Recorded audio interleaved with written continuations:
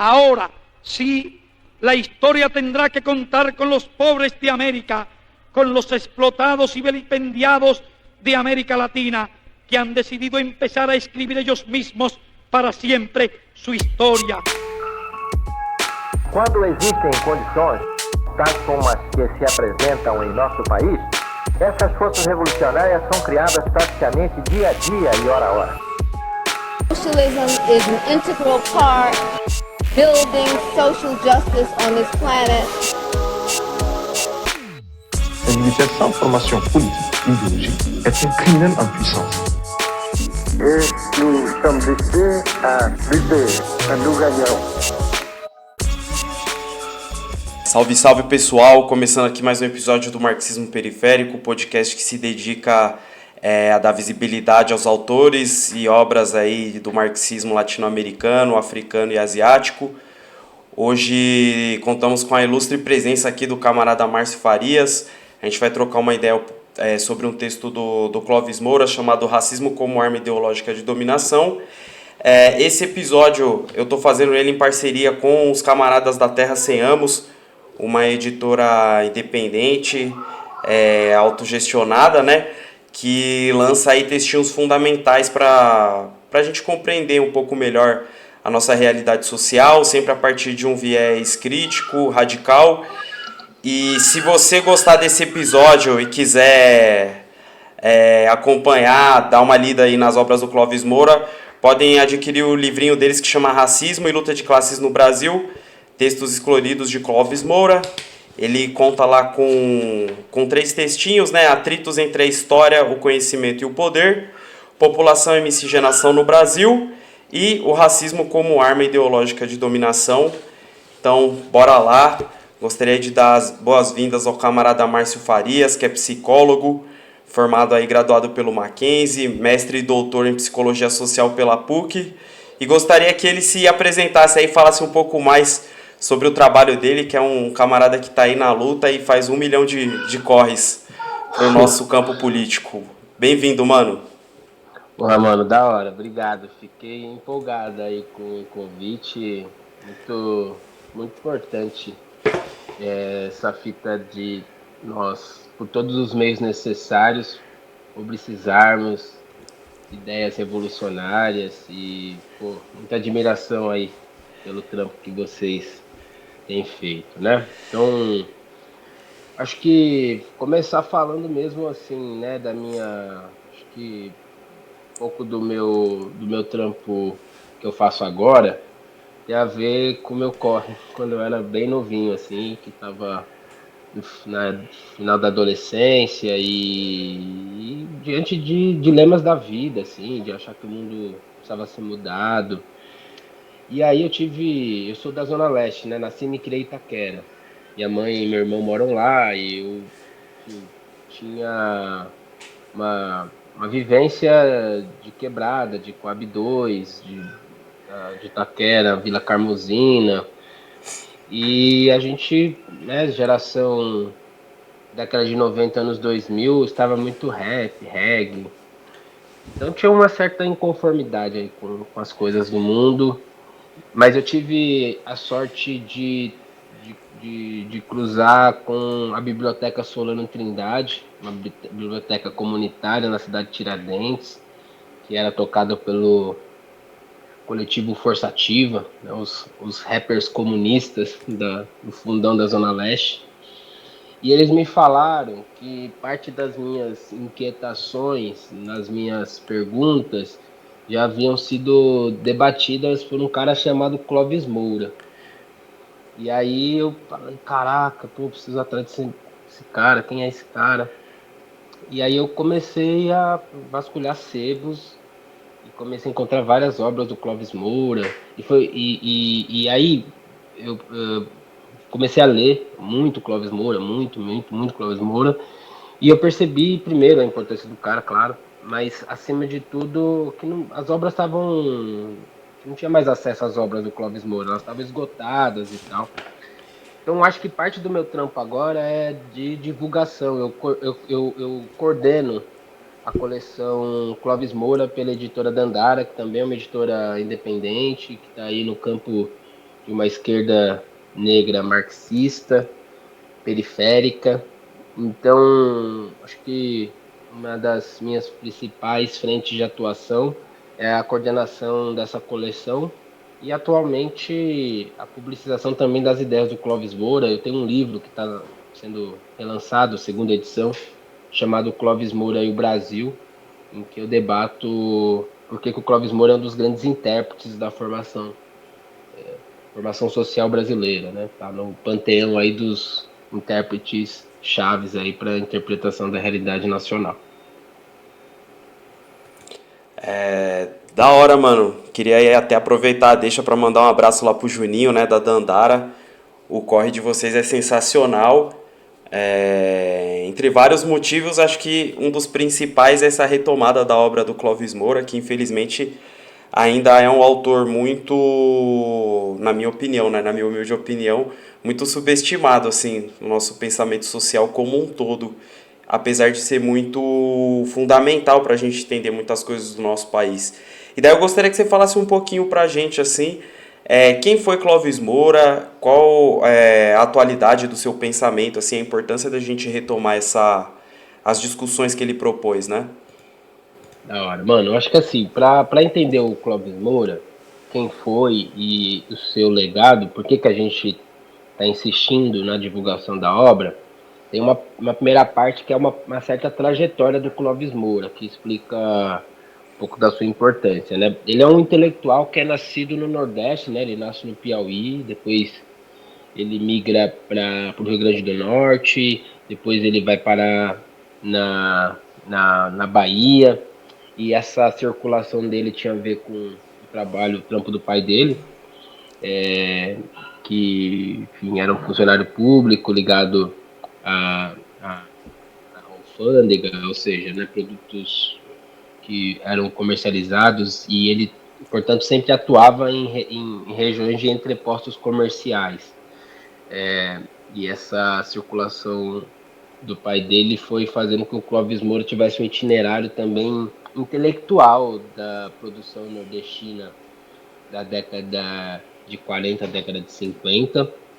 Então, acho que uma primeira chave de interpretação do Clóvis Moura, ele é o intelectual nordestino. Ele é um intelectual nordestino que está num período de um país que está mudando, né? A gente inicia uma transformação social, econômica, política, que explica o Brasil hoje, né?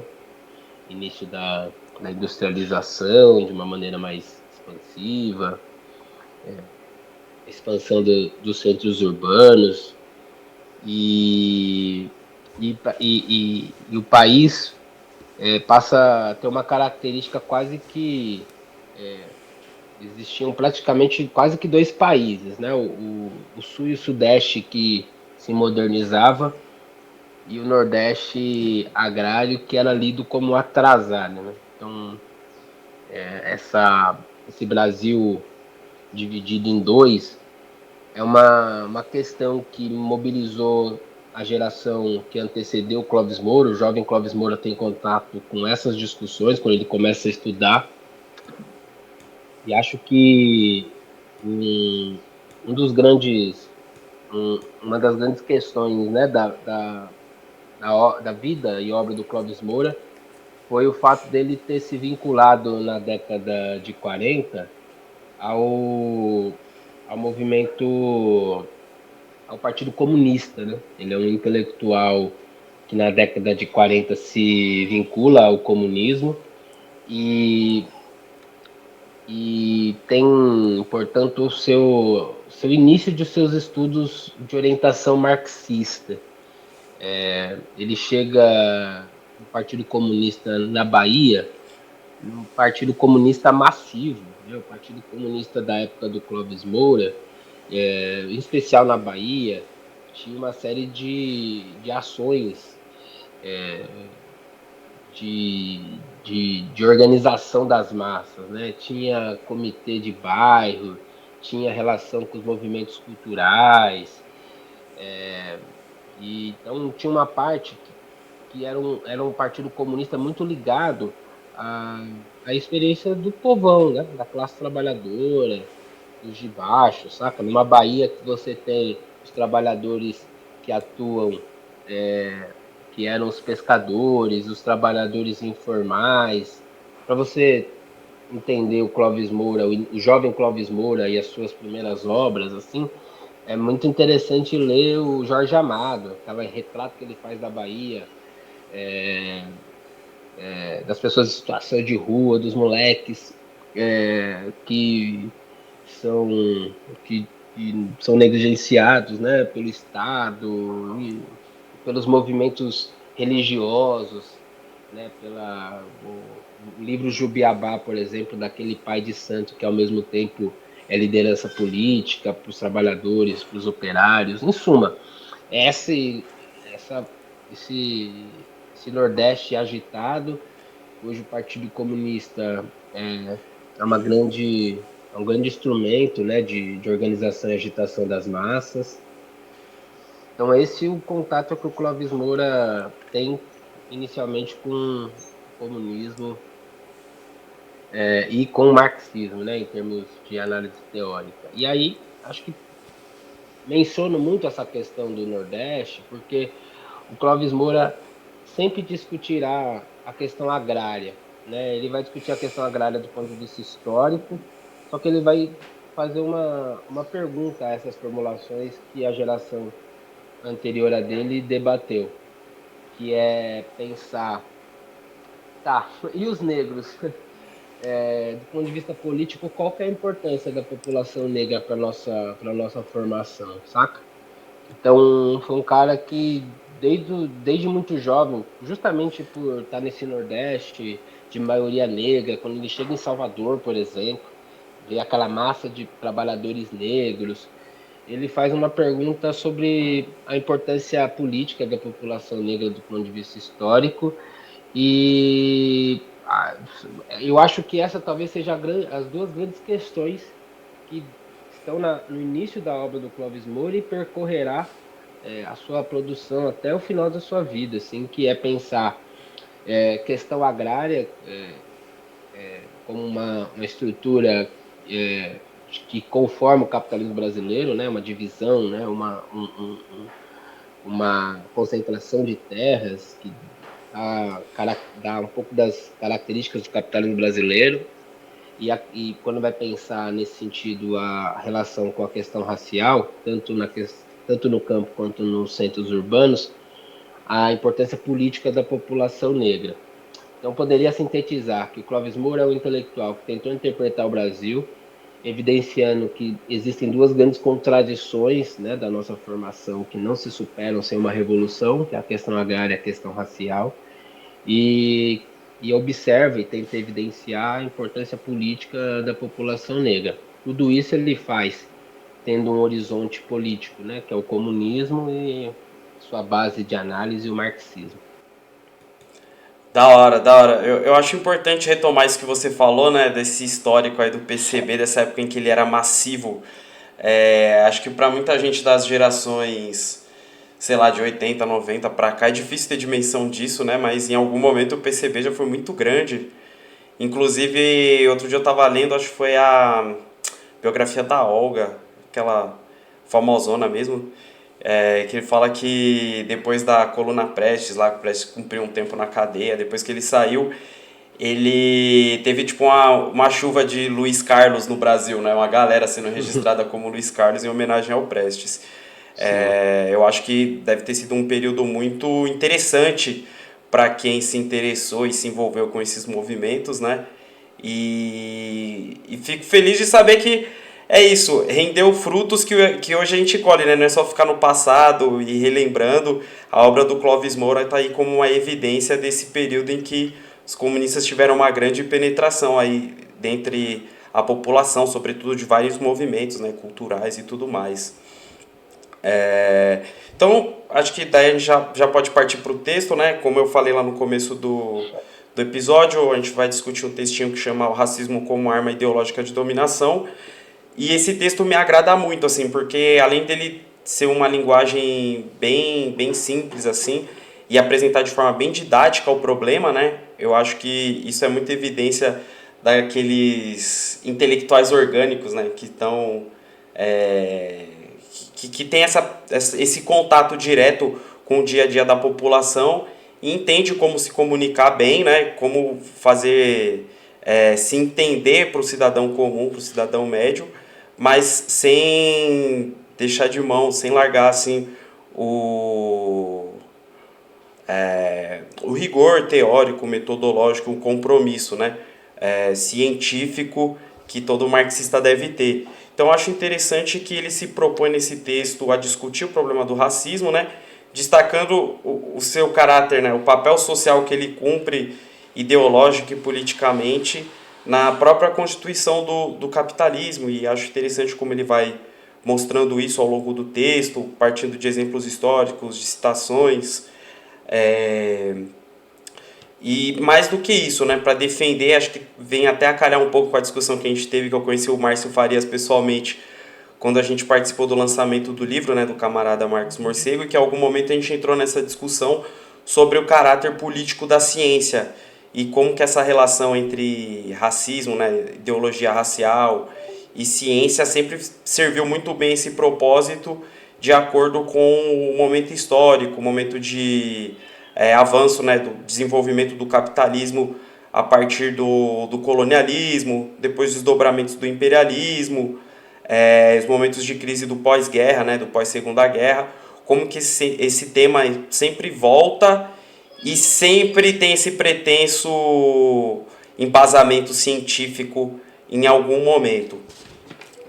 Acho que também é um texto fundamental até para a gente, para ter um caráter introdutório, assim, para quem não tem muito contato com essa discussão do racismo, para além de uma perspectiva moral, né, que eu acho que infelizmente é muito tratado nesse âmbito, já quem é racista é moralmente inferior, e de fato eu acho que para sensibilizar a população, né, acho que é um discurso um pouco mais próximo, mas a gente tem que ir um pouco mais além para entender os meandros políticos do fenômeno do racismo, e acho fundamental que em algum momento, assim, no começo ele já estabelece essa diferenciação, né, entre um caráter biológico, pretensamente biológico do racismo, que foi sustentado aí no começo, na virada do século XIX para o século XX, a partir da ciência, que já foi derrubado, mas que ele ainda possui um caráter social muito forte.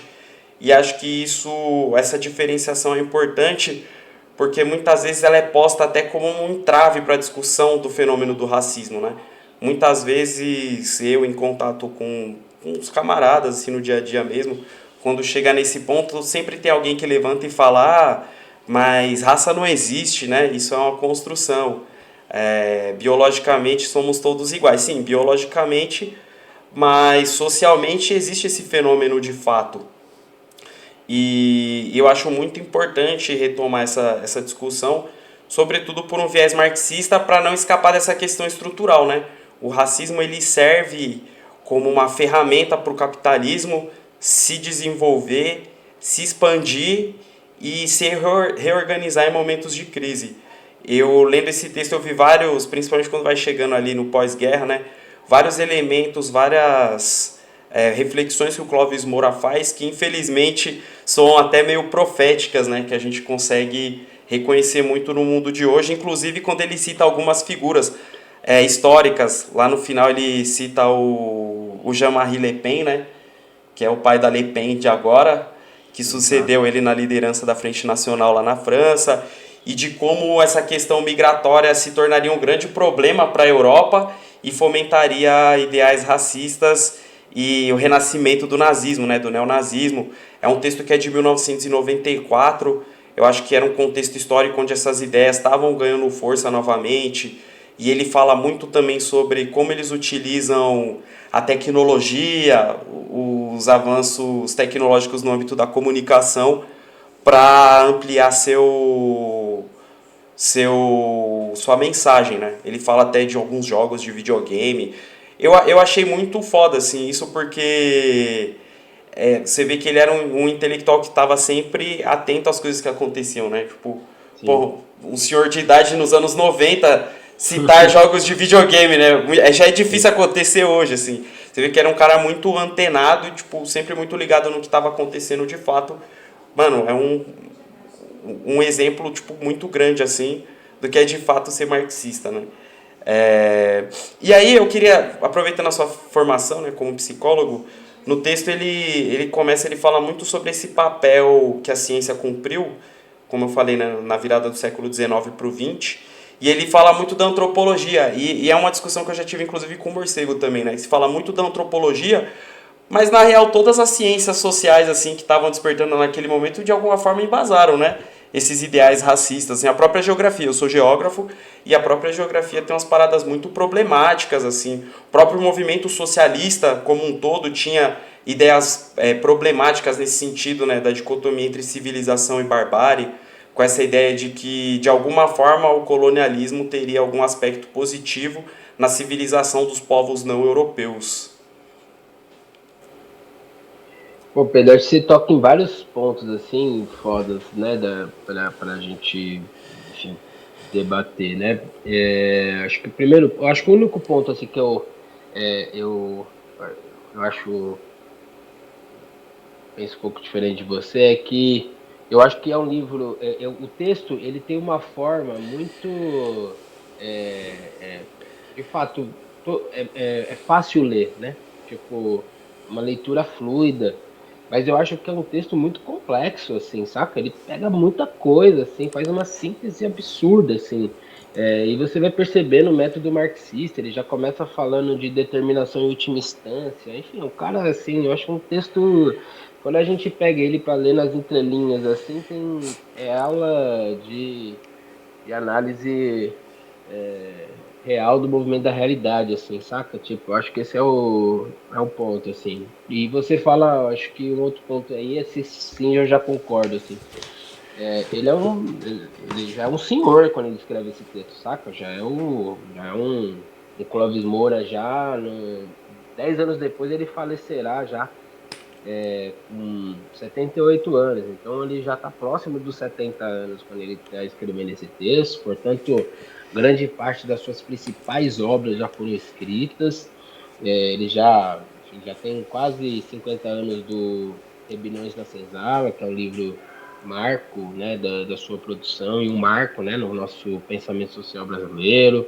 Ele já escreveu Negro de Bom Escravo a Mau Cidadão, já tinha...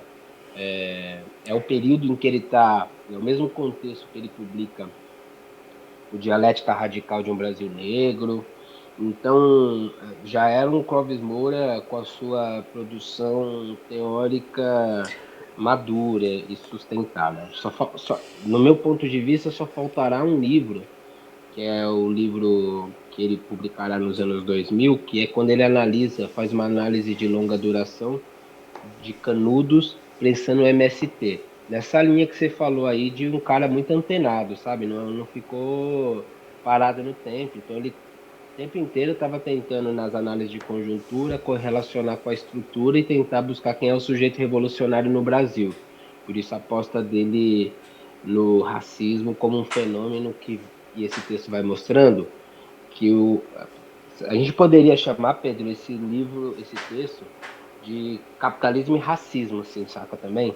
Que ele vai mostrando o quanto que, ainda que ele esteja mostrando, né, a ideologia do racismo e as suas expressões científicas, ele está mostrando o quanto que o capitalismo, né, conforme o capitalismo vai se desenvolvendo, mudando de face, o racismo vai acompanhando, se modificando, se aperfeiçoando. Então, lá no começo, né, no final do século XIX e início do século XX, né, quando o capitalismo forja a reorganização, né, das ciências modernas, levando em consideração as suas novas necessidades frente à expansão, né, do capitalismo monopolista imperialista, via de regra, as ciências, né, da ordem, ciências, né, sociologia, antropologia, psicologia, geografia, história, né, aquelas que eram produzidas para conformar a ordem, flertaram direto ou indiretamente com o racismo.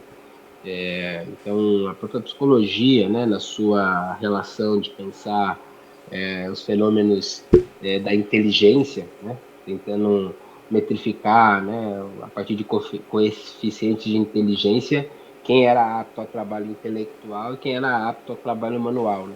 Conformando uma divisão intelectual e racial do trabalho. Então, acho que o texto, portanto, explicita no primeiro momento essa dimensão de observar que o racismo ele não pode ser combatido meramente no campo moral. Acho que esse é um ponto, não é numa relação interpessoal se aquele indivíduo é ou menos racista, se o racismo é uma dimensão de maior ou menor acesso à cultura, mas o racismo, enquanto uma ideologia, né, que vai justificando processos de dominação e exploração, vai atingindo outros campos, né, da vida em sociedade no capitalismo.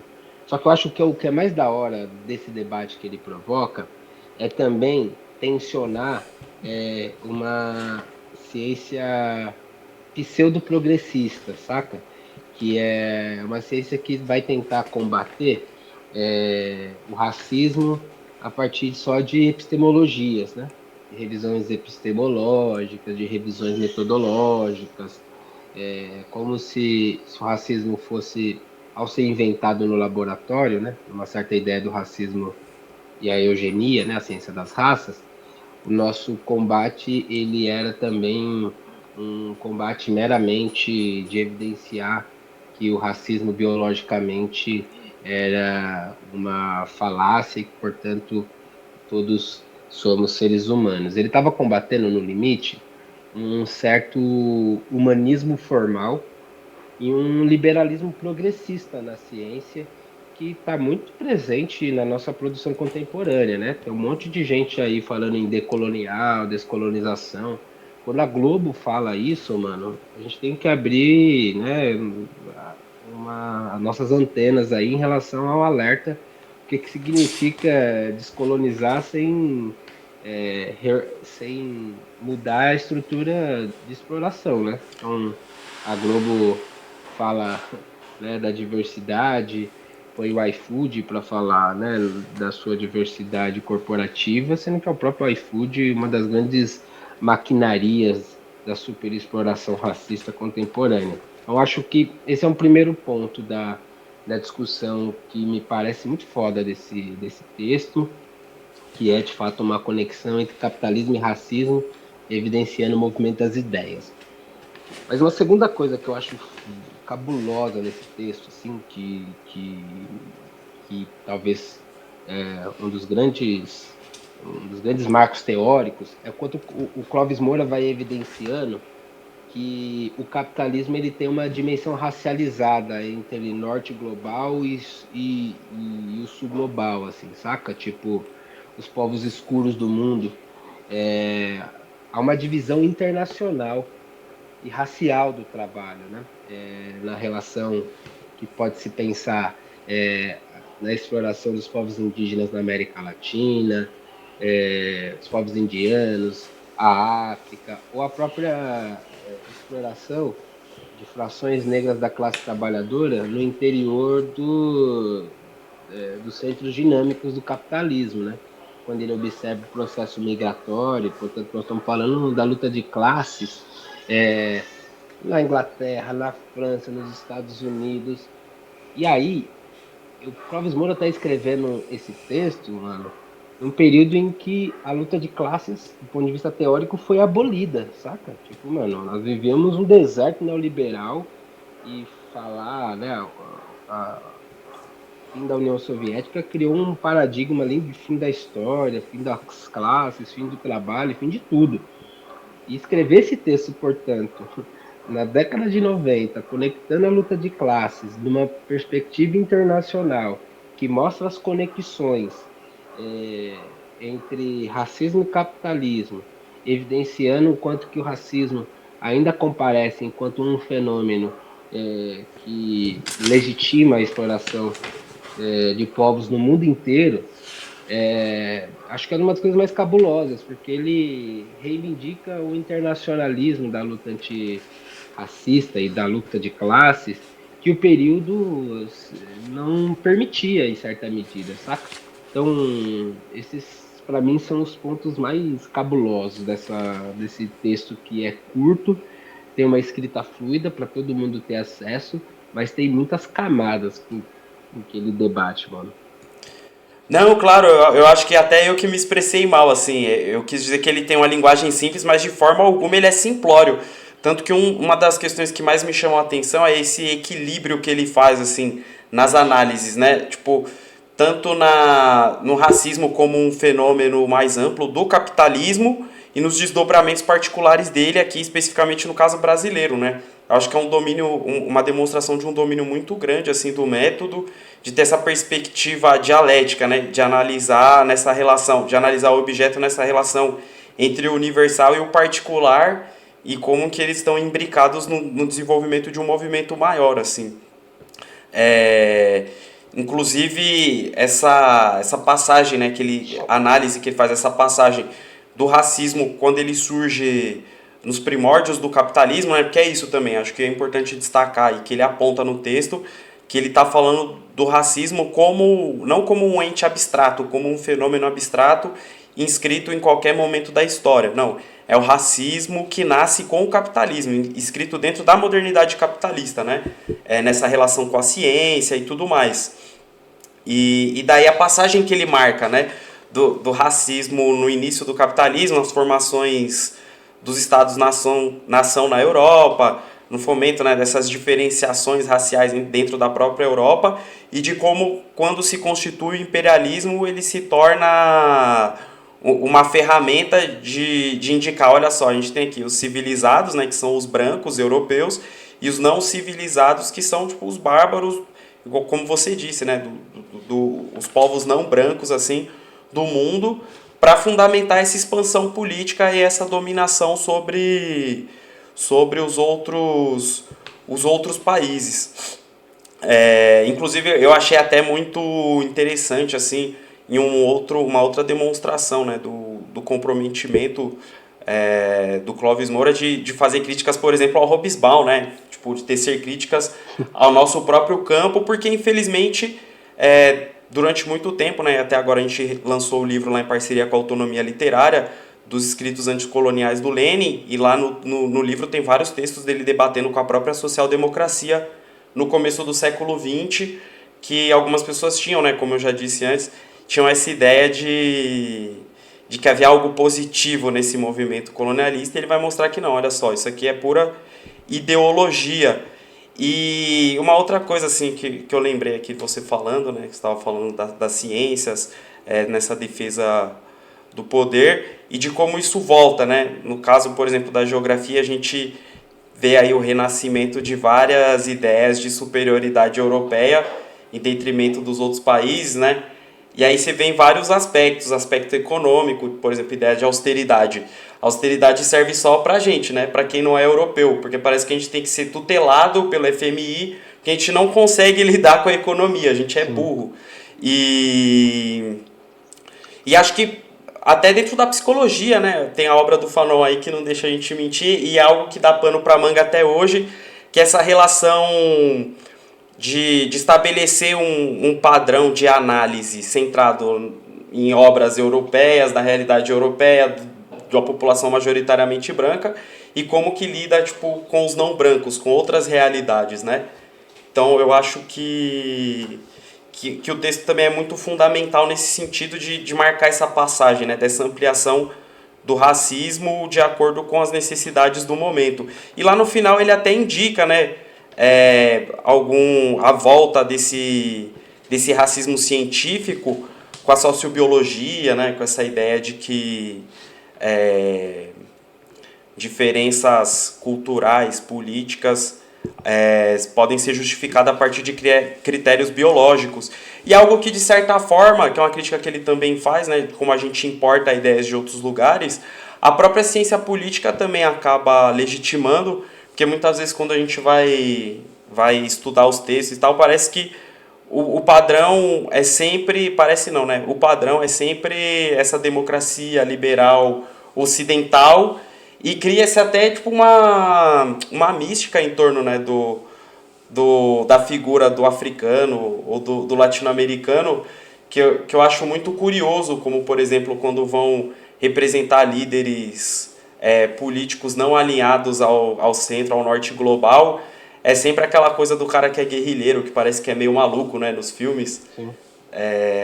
Parece que é todo mundo, tipo...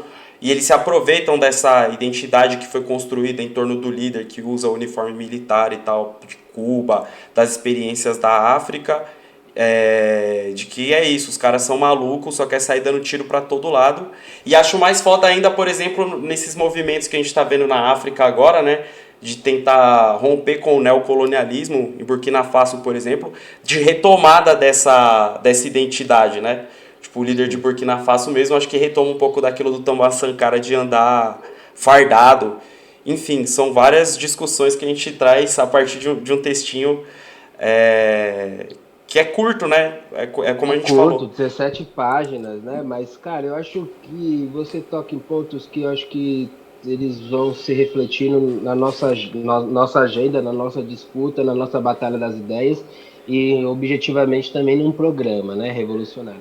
Qual que é a fita, assim? Eu acho que o primeiro ponto é pensar, no nosso caso brasileiro, que o Clóvis Moura quase uma ilha, né, meio a um continente inteiro de intelectuais dos que a gente lê, gosta, admira, troca ideia, mas também precisa fazer algumas ressalvas, né? Que é o marxismo brasileiro, nos últimos 30, 40 anos, passou por um processo de renovação, né? Uma renovação marxista que vai reler ou vai ter contato com novas perspectivas no interior do marxismo, que nos permitiu uma oxigenação importante, inclusive, né, do ponto de vista teórico, temático. Então a gente foi ler e tem contato com Lukács, com a escola de Frankfurt, com o pensamento francês, com Lefebvre, com o Gramsci. A gente poderia aqui elencar um conjunto muito variado de escolas e inflexões no interior do marxismo que, de fato, nos permitiu não só uma renovação teórica, mas também temática, né? A gente ganha mais densidade nas análises da estética, a gente tem toda uma ramificação da crítica literária, a gente foi possível a alcançarmos discussões filosóficas importantes, até disputando, né, com a filosofia, digamos, tradicional. Em suma, mano, uma renovação muito complexa, mas essa absorção, né, da renovação do marxismo, ele não se deu sem uma contradição que foi um eurocentrismo que vai facultando a gente uma série de dificuldades de entender a realidade brasileira. Acho que o primeiro ponto que pega nessa renovação é que em muitas circunstâncias, você falando, né, dos seus camaradas, né, que em vários momentos no nosso próprio campo é muito difícil falar sobre racismo, e aí, para mim, isso é uma parada que não só me incomoda, como me irrita profundamente, porque antigamente se falava de divisão da classe, né? Não vamos discutir raça porque divide a classe. Hoje, com a renovação do marxismo, os termos ficaram mais complexos, né? Eu luto pela emancipação humana, o racismo não compara, o racismo é um processo de desdobramento deteriorado do capital. Em suma, os caras usam uns argumentos muito rebuscados para afirmar as mesmas coisas, de negação de um fenômeno que tá dado, saca? Tipo, é o movimento da realidade brasileira, há uma divisão racial e sexual do trabalho nítida, saca? Tipo, não somos nós que estamos inventando a roda ou impondo uma visão da nossa experiência, não é epistemologismo pós-moderno, muito pelo contrário, é tentar aprender, né, o movimento da realidade a partir de categorias mais amplas. E aí, quando o Clóvis Moura, portanto, está debatendo com o Robesbal, por exemplo, ele está evidenciando que a leitura de que os movimentos indígenas na América Latina, tal como Hobsbawm em muitos momentos leu como movimentos pré-políticos, né? Na medida em que não se havia as condições de emergência de um fazer político, tal como no mundo moderno isso ocorreu. O próprio Clóvis Moura vai mostrar que, mano, o Engels leu sobre e estudou as lutas camponesas no feudalismo na Alemanha, sabe? Mostrando a conexão entre a luta contemporânea ao Engels, campesina, e a importância, digamos, quase ancestral da luta campesina na Alemanha do século XIV, século XV, século XVI. Então ele vai mostrar não só o eurocentrismo, mas uma inconsistência teórica nessa análise, tá ligado? E aí eu acho mais cabuloso, assim, tipo, disputar por dentro também o marxismo. E acho também o mais foda desse debate é tentar evidenciar que ou a gente se depara, né, com esses fenômenos que formaram o mundo moderno uma perspectiva mais ampla, ou seja, você que é um cara que tem se dedicado muito a essa discussão, a importância do Haiti, mano, para pensar a América Latina, tipo, não é uma questão folclórica, a gente não quer estudar o Haiti só porque a gente quer ter contato com a nossa história. Mano, é que o Haiti marca a formação da América Latina, é incontornável. Se você não entende o Haiti, você não entende o processo de formação do Estado na América Latina, saca? Tipo, se você não compreende de uma maneira mais organizada a formação social latino-americana, que é racializada, todos os processos revolucionários que aconteceram de Cuba, a Revolução Mexicana e contemporaneamente, né, os movimentos que vão envolver, por exemplo, a tomada de poder na Bolívia, mano, você vira um folclorista, saca, tá ligado? Ou uma figura que não consegue, é um autor dicotômico, né? O indígena é o sujeito da cultura e da história, e aí do nada ele faz política e você só evidencia a forma política sem fazer conexões de longa duração. Tô dando essa volta, mano, para falar que, como você mencionou no começo da nossa conversa, não ler Clóvis Moura e outros autores dessa estirpe tá nos legando uma derrota secular na nossa capacidade de entender a nossa realidade. Não, sim, eu iria até mais além, principalmente no caso do Haiti, né? A gente, para usar termos do Walter Benjamin, né? Tipo, escovar a história a contrapelo aqui, porque é isso, o caso do Haiti ele é paradigmático não só para a América Latina, né? Ele influenciou inclusive o Hegel lá, né? Tem o livrinho da Susan Bookmore lá, né? Hegel e o Haiti. O Haiti, ele propiciou uma intensificação da radicalização, né? Aprofundar a radicalização na própria Revolução Francesa.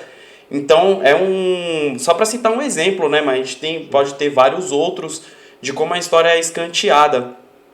E sinceramente, assim, eu tenho uma opinião que eu acho muito complicada, assim. Acho que a nossa tarefa é dobrada. Porque é isso, de um lado a gente tem que afirmar meio que o óbvio, né? Que não dá para jogar, que o marxismo não é algo para ser jogado fora só porque surgiu de dois autores europeus. Que daí é essa treta que você falou com o pessoal decolonial, que com os detratores, né? Não só eles, várias pessoas tipo, dedicadas a detratar mesmo, a não entender a obra. A gente tem autores aí que pinça a frase do Marx, picada do Marx e do Engels, tipo, para dar um sentido que não tem na obra ou no desenvolvimento intelectual dos autores. E por outro lado, é isso também, dentro do nosso próprio campo, a gente tem que retomar discussões que sempre estiveram aí, na verdade. Eu acho que esse movimento vai muito de abraçar as próprias contradições do desenvolvimento intelectual de Marx e Engels em primeiro lugar, porque de fato tem sim várias questões problemáticas pontuais, mas que não é enxergado como momentos do desenvolvimento intelectual dos autores, né? Então, se você pega, por exemplo, o próprio Manifesto, que é um dos textos mais simples, que acho que vai na mesma pegada dessa tradição, né? De textos simples que tratam de questões complexas, é muito ambivalente. Eu estava falando disso com o Morcego também esses dias, né? Eu estava fazendo uma releitura Em vários momentos aparece essa questão de civilização e barbárie, inclusive no mesmo parágrafo, tipo, 2 vezes de forma problemática e a terceira vez de uma forma muito genial, assim, sabe?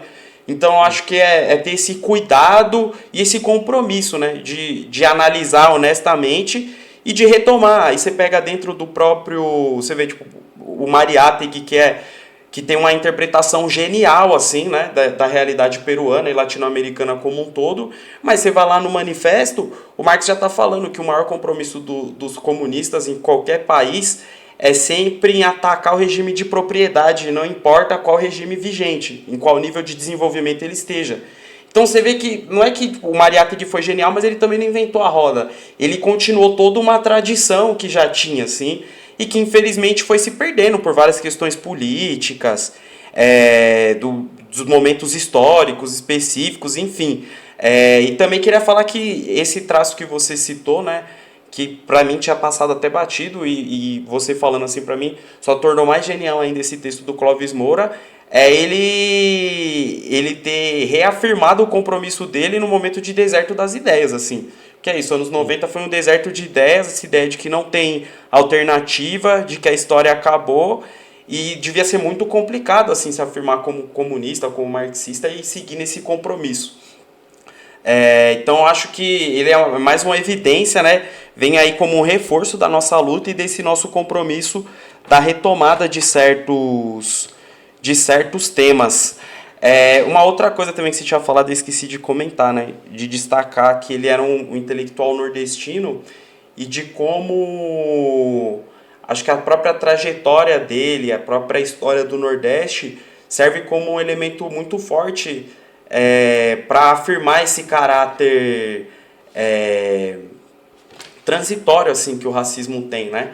Porque é isso, dentro do Brasil se tem uma ideia racial quanto ao Nordeste também, que é essa coisa, né, o cara parte de um lugar subdesenvolvido e vira um cara irracível, tipo, propenso à violência. Acho que a gente pode retomar até um pouco da literatura. Eu gosto muito de literatura marginal, né? Eu gosto muito do livro do Paulo Lins, lá do Cidade de Deus. Em vários momentos ele afirma isso, ele mostra um pouco, né, dessa visão racializada que se tinha dentro da favela lá da Cidade de Deus, do nordestino. E como isso é louco, né, mano? Porque, por exemplo, você pega esse caráter ideológico que o racismo cumpre, muitas vezes coloca o próprio trabalhador contra ele mesmo. Porque são várias camadas, né? Aí tem tipo a população negra que já estava lá na Cidade de Deus, já faz parte de todo um desenvolvimento urbano histórico do Rio de Janeiro, e aí chega o nordestino e os dois são vítimas desse discurso racial, e dentro deles mesmos é posta essa perspectiva também. E aí acho que até dentro da classe trabalhadora, quando a gente vai ver a Europa mesmo, né? Que a própria classe trabalhadora que é explorada na Europa, em níveis e formatos diferentes da gente, é claro, mas é vendido para eles essa ideia de que, de alguma forma, eles são superiores e de que quem atrapalha de fato são os imigrantes, são as pessoas que vêm da África, da América Latina e acabam imigrando. Que eu acho que é essa triste profecia, assim, né? Que, se é que a gente pode falar nesses termos, mas eu não achei nenhum termo melhor, que o Clóvis Moura faz no final do texto, né? De como essa questão da imigração viraria um paradigma nessa virada do século XX para o século XXI que ele está observando. Exato, mano. E aí, por fim, aí, acho que nesses pontos que a gente está trocando ideia, né? Acho que é pensar, portanto, quanto que o racismo, como você já mencionou lá no início, não é moral, saca? Enquanto ideologia de dominação, ele conforma, sim, um processo não só de exploração da força de trabalho no que diz respeito, né, a sua extração da mais-valia, numa correlação entre categorias de economia política e ideologia, mas ele vai acompanhando as outras esferas da vida, né? E, portanto, ele tá ali também no famoso dividir para dominar, não tenha dúvida, saca? Tipo, e aí o nosso desafio não é não falar de racismo porque divide a classe.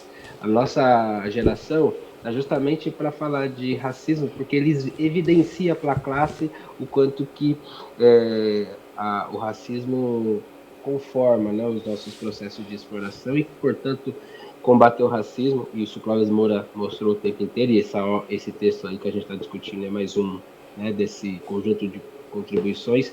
Discutir o racismo é discutir capitalismo.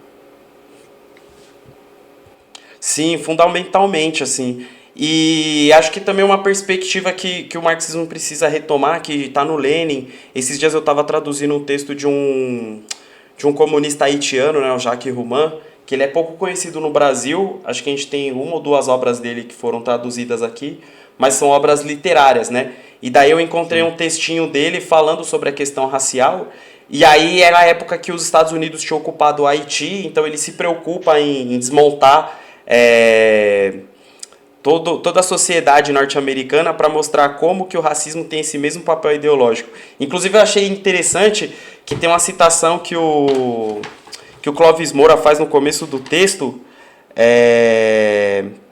do Lapouge. Eu não sei quem é, não sei se é um antropólogo e tal, que é a mesma citação que o Jacques Rouman faz no começo do texto dele também. E daí ele mostra que no final, tanto o Jacques Rouman quanto o Lenin, também outros textos, ele mostra que no final o racismo não é bom para ninguém, porque nos lugares onde o racismo é mais aprofundado, é onde a própria classe trabalhadora branca também é mais explorada, né? Porque sempre tem, tipo, essa fuga do foco do problema, tipo, onde é mais aprofundada a exploração, o negro é colocado como bode expiatório, assim, para encobrir essa realidade maior.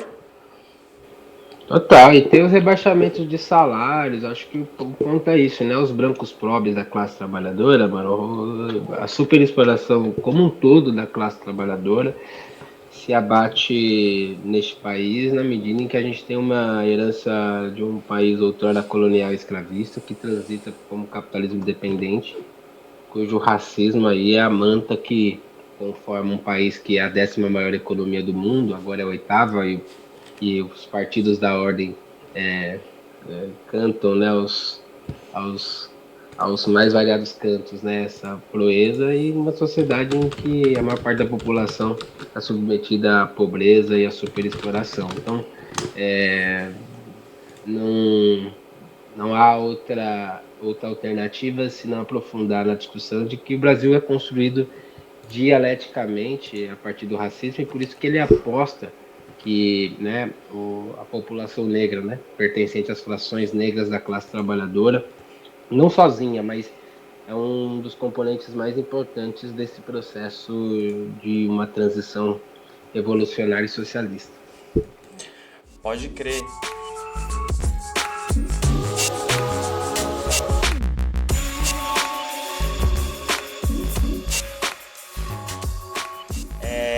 É isso aí, então, só para finalizar aqui, né, para deixar claras as indicações que a gente deixou para o pessoal, a gente conversou aqui hoje sobre o texto Racismo como Arma Ideológica de Dominação, do Clóvis Moura, que ele está numa coletânea que chama Racismo e Luta de Classes no Brasil, textos escolhidos de Clóvis Moura, da editora Terra Sem Amos. Para quem quer se aprofundar na obra do Clóvis Moura, tem a editora Dandara, tem a coleção que está sob a coordenação aí do camarada Márcio Farias.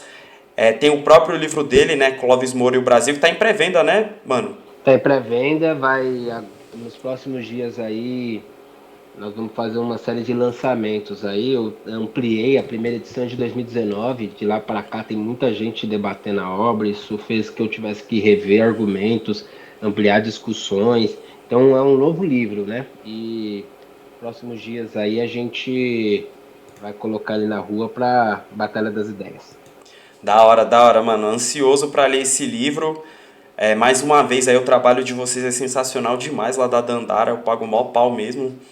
Você, o Juninho, fazer um corre cabuloso de retomada da obra do Clóvis Moura. E mais do que isso, de abrir esse espaço para obras que discutam a questão racial sob uma perspectiva radical. Mano, todo o sucesso do mundo para vocês. Que esse seja o seu o começo de uma trajetória intelectual, tipo, genial, assim, que se aponta por tudo que eu conheço do seu trabalho e do que você tem feito até agora. Ô, meu mano, obrigado. A gente é parceiro, é isso. Acho que é uma geração aí que está se propondo aí a continuar numa trajetória de horizontar um futuro mais digno, e ele é necessariamente um futuro anticapitalista. Forte abraço, meu camarada. É nóis. Só para fechar ainda com essa parte das indicações, né? Eu falei aqui no texto, no final, sobre o texto Jacques Roman que eu traduzi. Vou ver aí de publicar lá na Jacobin nas próximas semanas. Chama Queixas do Homem Negro. E no livro Lenin Anticolonial também, eu fiz questão de colocar lá no final, tem um textinho muito curto do Lenin falando sobre essa questão, que chama Russos e Negros. Ele aponta lá que no próprio sul dos Estados Unidos, onde a questão do racismo era mais patente naquele momento, né, mais brutal assim, era onde tinha esse rebaixamento das condições de vida da própria classe trabalhadora branca. Então fica aí a dica para quem quiser pegar lá na Autonomia Literária, o livro que eu organizei e traduzi, Lenin Anticolonial. E é isso, agradeço você que ficou até o final. Não esqueça aí de curtir, de comentar, de compartilhar com todo mundo, avaliar nosso podcast aqui no Spotify com a nota que você acha que a gente merece. Quem puder ajudar financeiramente, a gente tem a nossa chave Pix, que é o e-mail marxismoperiférico@gmail.com. E é isso, até o próximo episódio. Ultimamente eu tenho tido meio uma dificuldade assim, de manter a periodicidade por várias questões da vida pessoal. E do corre, tá todo mundo aí com a agenda muito atribulada. Queria agradecer mais uma vez o camarada que se disponibilizou a estar aqui hoje. Mas logo menos teremos novos episódios, beleza? Brigadão, pessoal. Abraço, venceremos. É nóis, forte e sincero abraço.